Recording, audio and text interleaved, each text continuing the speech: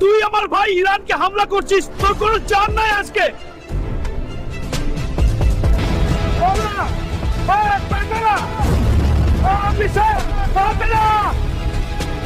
Flashback. অনেকটা নাচ গান হলো, এবার চলো কিমকে ম্যানেজ করিয়ে গিয়ে।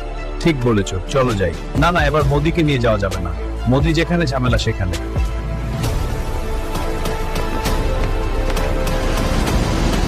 এবার মিশন উত্তর কোরিয়া।